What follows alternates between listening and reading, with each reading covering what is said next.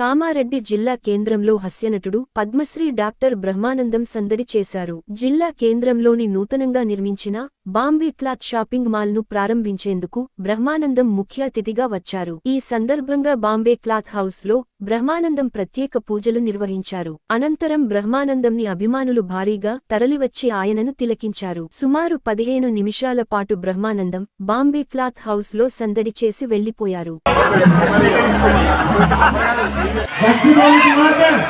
నేను ఎక్కడైనా తీసుకెళ్లాలనుకుంటే అక్కడికి రాదు అని చెప్పి బ్రహ్మానందం యాలని మాట్లాడుతూ సామాన్య ప్రజలకి నా హృదయపూర్వక నమస్కారం. న్యూ బాంబే క్లాత్ వీటిలో ప్రారంభోత్సవానికి ఆహ్వానించిన నా fan my best friend Mr. Harsha.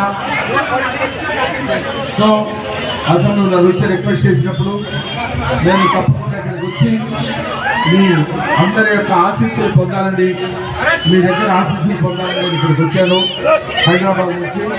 ఈ రోజు నుంచి ఈ బాంబే క్లాత్ హౌస్ దినదినాభివృద్ధి చెంది ఒక అద్భుతమైనటువంటి స్థితికి రావాలని నేను మనస్ఫూర్తిగా కోరుకుంటున్నాను.